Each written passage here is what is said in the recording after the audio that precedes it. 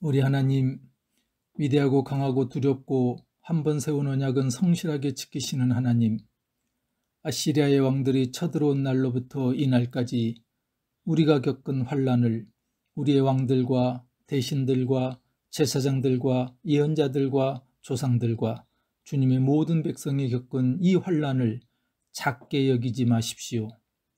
우리에게 이 모든 일이 닥쳐왔지만 이것은 주님의 잘못이 아닙니다. 잘못은 우리가 저질렀습니다.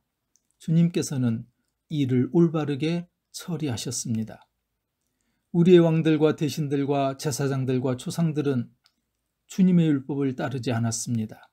주님의 계명에 귀를 기울이지도 않고 타이르시는 말씀도 듣지 않았습니다. 그들은 나라를 세우고 주님께서 베푸신 큰 복을 누리면서도 눈앞에 펼쳐주신 넓고 기름진 땅에 살면서도 주님을 섬기지도 않고 악한 길에서 돌이키지도 않았습니다. 그러나 보십시오. 오늘 이처럼 우리는 종살이를 합니다. 다른 것도 아니고 좋은 과일과 곡식을 먹고 살라고 우리 조상에게 주신 바로 그 땅에서 우리가 종이 되었습니다. 땅에서 나는 풍성한 소출은 우리의 죄를 벌하시려고 세운 이방 왕들의 것이 되었습니다. 그 왕들은 우리의 몸뚱이도 우리의 가축도 마음대로 부립니다. 이처럼 우리는 무서운 고역을 치르고 있습니다. 이 모든 것을 돌이켜본 뒤에 우리는 언약을 굳게 세우고 그것을 글로 적었으며 지도자들과 레위 사람들과 제사장들이 그 위에 서명하였다. 아멘. 한국교회의 영적 부흥에는 순교의 피와 영혼의 열매들이 있었습니다. 한국 선교 100년의 5만여 개의 교회, 1천만 기독교인이라는 열매에는 말씀의 사모함과 뜨거운 열정, 간절함에 견고한 영적 성벽이 있었습니다. 나라와 민족을 위한 구국재단이 전국에 걸쳐 기도원 골짜기마다 있었습니다. 하지만 지금은 그 많던 기도의 재단들이 안타깝게도 자취를 감춰버렸습니다. 기도의 영성을 잃어버린 한국교회는 번영신학과 기복주의 신학으로 병들기 시작하였고 그렇게 영적 성벽은 무너지고 말았습니다. 가슴 철렁 내려앉게 하는 뉴스들은 끊임없이 터져나옵니다. 교회의 부정과 지도자들의 불의, 그리고 그리스도인들의 정직하지 못한 뉴스들은 온갖 세상의 비난과 조롱의 대상이 되어버린 한국교회의 모습입니다. 교회는 화려하고 높은 예배당과 근사하고 멋진 프로그램으로 치장되어 있습니다. 그러나 이렇게 덧칠해진 성전과 성벽이 아니라 절박한 말씀과 눈물의 기도로 다시 성전을, 영적 성벽을 세워가야 하는 때입니다. 우리가 지금 살펴보는 느헤미야서의 절정은 8장, 이스라엘 백성들이 성벽을 재건하고 수문학 광장에 모여 하나님의 말씀을 간절함으로 듣고 깨달은 영적 부흥의 이야기입니다. 그래서 느헤미야는 겉으로 완성된 성벽이 심이 아니라 여호와를 기뻐하는 것이 심이라고 8장 10절에서 말씀했던 겁니다. 우리의 눈에 보이고 눈에 잡으려고 하는 세상의 성공, 돈, 또 물질, 번영, 사람이 힘이 아니라 비록 눈에 보이지 않지만 여호와가 나의 하나님 되심을 믿고 여호와를 기뻐하는 것이 힘인 것을 잊지 말아야 합니다. 이렇게 느헤미야 8장 이후 13장 느헤미야의 마지막 개혁까지 수문학 광장의 이 부흥의 이야기가 이어집니다. 우리가 오늘 살펴보려고 하는 9장은 당시 예배를 섬기던 레위인들이 하나님 앞에서의 회개의 기도 내용입니다. 에스라 9장에서도 같은 내용이 있고 다니엘 9장에도 비슷한 내용이 있습니다. 이 장들은 구약에서 가장 긴 고백의 기도라고 불리웁니다. 오늘 9장 1절이 이렇게 기록합니다. 그달 24일에 이스라엘 자손이 다 모여서 금식하면서 굵은 베옷을 입고 먼지를 뒤집었었다. 이스라엘 백성들은 다시 모였습니다. 초막절이 7월 15일에 시작되어 일주일을 지나는 것이니까 초막절이 했던 7월 15일 이후 24일에 다시 모인 겁니다. 6장 15절에 성벽이 완공되었습니다. 공사를 시작한 고 52일 만인 에루월 25일이었습니다. 그리고 8장에서 일곱째 달 초하루에 수문학 광장이 모입니다. 그리고 8장 17절에 율법에 기록된 말씀을 실천해서 초막을 짓고 일주일 동안에 초막절의 성회를 지닙니다. 그리고 오늘 9장 1절에 그달 24일에 백성들이 다시 모였던 거죠. 이 다시 모였다는 것은 눈으로 보이는 성벽이 다 완성되었지만 보이지 않는 영적 성벽을 다시 쌓았다는 의미입니다. 백성들은 8장에서 에스라가 들려주는 하나님의 말씀을 모두 일어서서 들었고 모두가 아멘 아멘 하며 응답하고 몸을 굽혀 얼굴을 땅에 대고 하나님께 경배할 정도로 사모했습니다. 그런 백성들이 9장에서 그달 24일에 다시 모인 거죠. 백성들의 뜨거운 마음이 식을 줄 몰랐다라고 하는 것을 우리에게 보여주는 장면입니다. 놀라운 장면입니다. 또 한편으로는 부럽기만 한 장면입니다.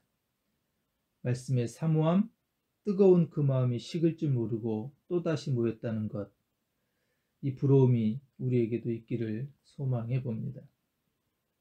한국교회 회복은 다른 것에 있지 않다고 생각합니다. 수문학 광장에 다시 모인 이 백성들처럼 말씀에 대한 사모함과 간절함 그리고 식을 줄 모르는 뜨거운 마음이 회복의 시작이라고 믿습니다. 이처럼 느헤미야 9장은 눈에 보이는 성벽이 아니라 왜 영적 성벽을 세워야 하는가라고 하는 것을 우리에게 교훈합니다. 백성들은 스스로의 상황을 33절 이하에서 다음과 같이 진단합니다. 우리에게 이 모든 일이 닥쳐왔지만 이것은 주님의 잘못이 아닙니다. 잘못은 우리가 저질렀습니다. 주님께서는 이를 올바르게 처리하셨습니다. 우리의 왕들과 대신들과 제사장들과 조상들은 주님의 율법을 따르지 않았습니다. 주님의 계명에 귀를 기울이지도 않고 타이르시는 말씀도 듣지 않았습니다. 그들은 나라를 세우고 주님께서 베푸신 큰 복을 누리면서도 눈앞에 펼쳐주신 넓고 기름진 땅에 살면서도 주님을 섬기지도 않고 악한 길에서 돌이키지도 않았습니다. 그러나 보십시오. 오늘 이처럼 우리는 종살이를 합니다.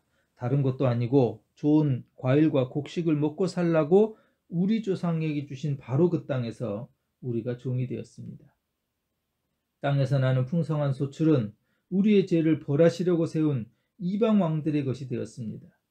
그 왕들은 우리의 몸뚱이도 우리의 가축도 마음대로 부립니다. 이처럼 우리는 무서운 고역을 치르고 있습니다. 이 37절까지의 이 말씀의 내용은 하나님은 잘하셨는데 우리가 잘못했기 때문이며 하나님은 진실하게 행하셨는데 우리가 악을 행하였기 때문에 무서운 고난이 왔다라고 이렇게 진단합니다. 이것은 믿지 않는 세상 사람들을 향한 원리를 말하는 것이 아닙니다. 하나님의 백성들, 하나님의 교회는 하나님께 불순종하고 거역했고 교만히 행하고 주님을 섬기지 않으며 결국 고통이 오고 연약해지고 쇠퇴하고 고난이 온다고 하는 원리입니다. 이것이 느헤미야 9장의 설명입니다. 백성들은 이처럼 자신들의 지나간 역사를 회상해 보면서 하나님께 불순종할 때 고난이 온다라고 하는 이 교훈은 정말 맞구나라고 하는 것을 설명하는 겁니다. 3절입니다. 모두들 제자리에 서서 낮에 4분의 1은 주 하나님의 율법책을 읽고 또 낮에 4분의 1은 자기들의 죄를 자백하고 주 하나님께 경배하였다. 백성들은 다 모여 금식하며 굵은 베옷을 입고 티끌을 쓰며 자신의 죄는 물론 조상의 죄까지 회개합니다. 낮에 4분의 1은 율법책을 낭독합니다. 아침 6시부터 9시까지겠죠. 또 낮에 4분의 1은 9시부터 12시까지 죄를 회개하고 하나님께 경배하였던 겁니다.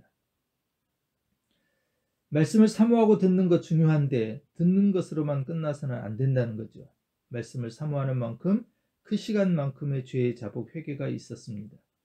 말씀만큼 내면을 정결하게 하는 것이 중요하다고 하는 것을 이스라엘 백성들은 설명해 주고 있습니다. 그리고 4절 이하는 구체적인 회개의 내용을 이스라엘의 역사 순서대로 고백하는 장면들입니다. 그리고 느헤미야 9장 8절 이하는 이스라엘 백성들의 역사를 요약한 구절입니다. 역사를 되돌아보면 불순종할 때 고통이 온다. 이것을 다시 확인하는 장면입니다. 하나님의 백성들이 아수르의 종이 되고 바벨론의 종이 되고 이방의 침략을 받고 고난을 받으며 멸망할 때에는 언제나 하나님을 반역하고 하나님으로부터 멀어지고 불순종하며 교만, 우상 숭배했던 원인이 있었다라는 겁니다. 하나님께서 변덕스럽게 불합리하고 악하셔서 그런 것이 아니라 하나님은 신실하신 하나님이시고 사랑하기 때문에 백성들의 악을 보고 징계하신 것입니다. 히브리서에서는 이것을 신약적인 언어로 이렇게 설명합니다. 히브리서 12장 6절에 주께서 그 사랑하시는 자를 징계하시고 그의 받으시는 아들마다 채찍질 하심이니라. 또 히브리서 12장 10절에는 저희는 잠시 자기의 뜻대로 우리를 징계하였거니와 오직 하나님은 우리의 유익을 위하여 그의 거룩하심에 참회케 하시느니라. 하나님이 징계하시고 벌을 주신 데에는 합당한 이유와 목적이 언제나 있다는 겁니다. 하나님의 백성을 교훈하고 또 책망하고 다시 바르게 세우고자 하시는 목적이 있었다라는 겁니다. 우리 가정과 내가 하는 일과 우리 교회와 우리 민족이 무언가에 눌려서 펴지 못하고 전에는 번성했는데 지금은 쇠퇴하고 전에는 행복했는데 지금은 고통이 있다면 내 자신의 삶과 믿음을 되돌아봐야 될 시점입니다. 그리고 바른 역사의식이 있어야 합니다. 혹시나 하나님의 징계로 이런 상황이 초래되지는 않았는가? 혹시 하나님의 백성으로 하나님을 내가 거역하고 있지는 않았는가? 하나님을 향하여 알게 모르게 교만하게 행한 일은 없었는가?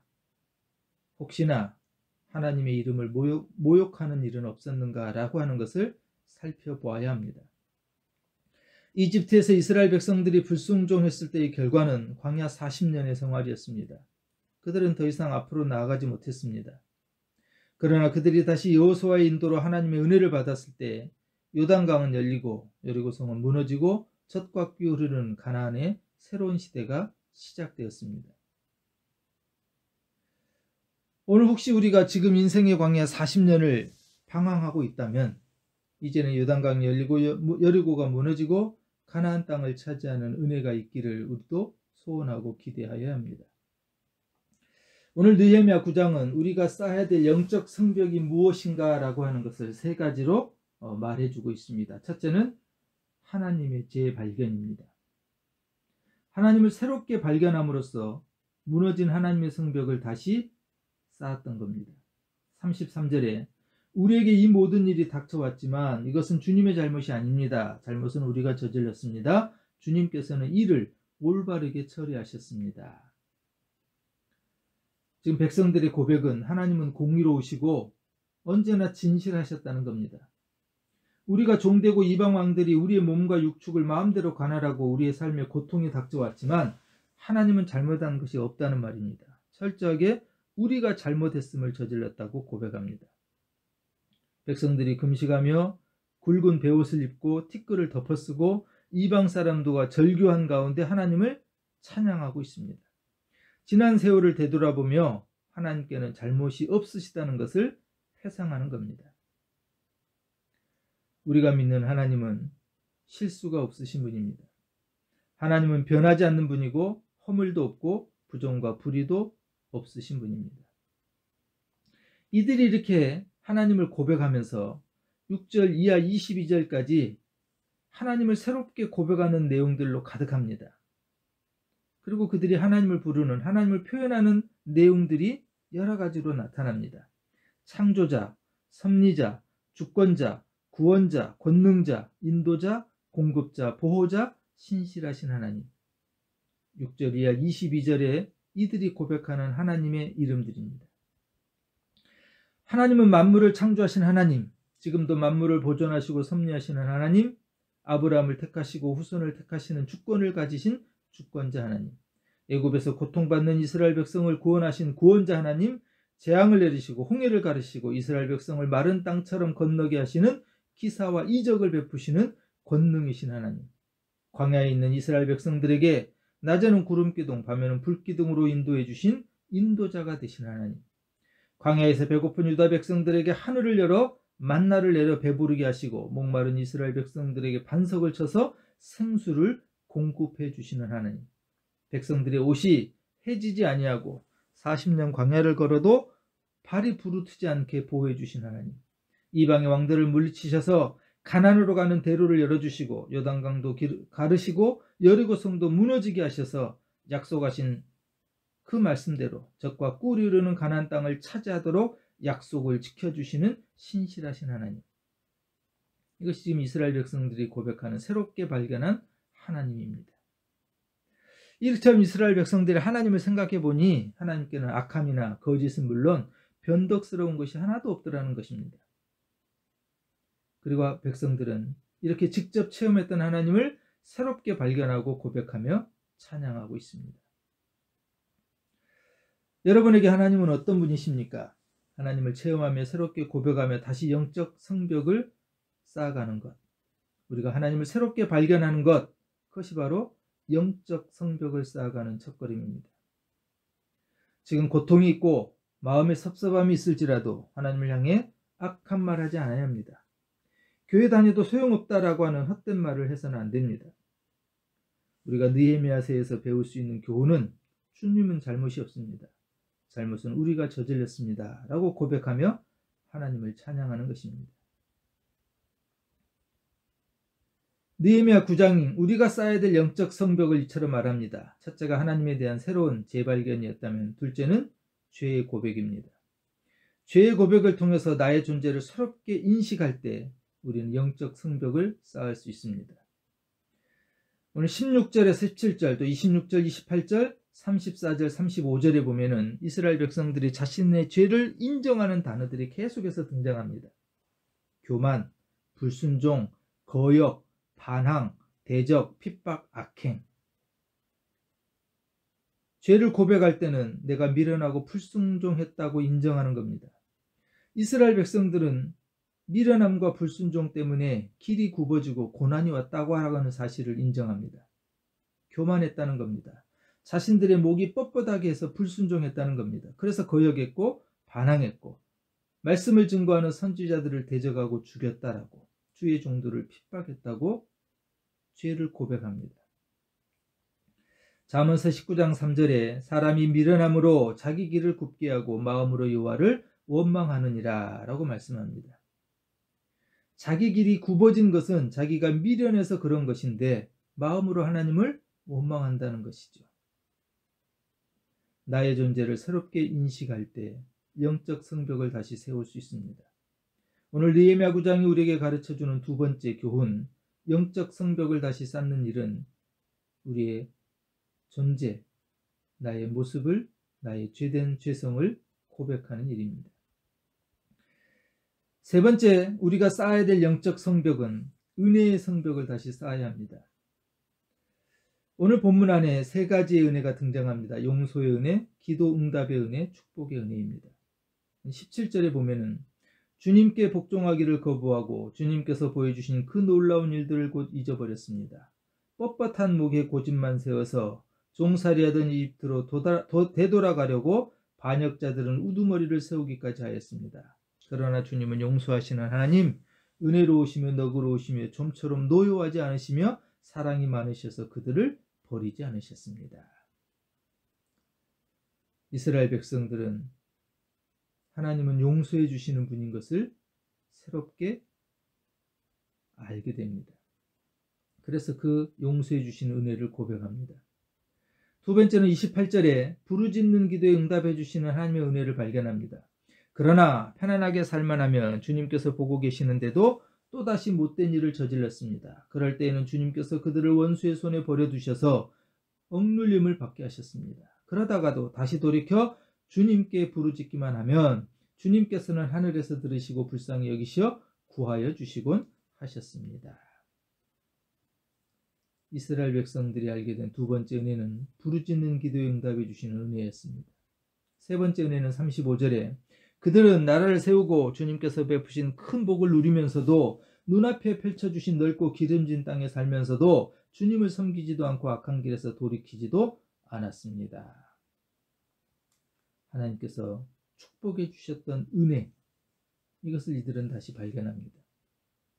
이처럼 용서의 은혜, 기도 응답의 은혜, 그리고 축복의 은혜를 잊지 않는 것, 그것이 영적 성벽을 쌓는 일입니다. 우리가 9장을 읽다 보면은 주께서와 그들이라는 주어가 계속 반복되는 것을 발견합니다. 주께서 베풀어 주신 은혜를 그들이 잊어버리고 불순종하며 떠났다가 회개하는 장면들입니다. 그렇게 은혜를 입을 자격, 태도, 마음가짐이 없었음에도 불구하고 하나님은 죄를 용서해 주시고 부르짖으며 응답하시며 축복해 주셨습니다. 하나님의 은혜입니다. 하나님을 새롭게 발견할 때, 그리고 나의 죄성을 발견하고 회개할 때, 그리고 지금까지 베풀어 주신 하나님의 이 놀라운 은혜를 회복할 때, 우리는 다시금 무너진 영적 성벽을 세워갈 수 있습니다. 오늘의 삶 가운데 하나님을 늘 새롭게 발견하고 그 하나님 앞에 우리의 죄성을 회개하고 우리에게 용서해 주시고 부르짖을 때마다 응답해 주시며 그리고 말할 수 없는 것들로 우리를 채워주시고 인도해 주시고 보장해 주시는 축복의 은혜를 회복해가며 우리의 무너진 성벽을 다시 세워가기를 주님의 이름으로 간절히 축원합니다.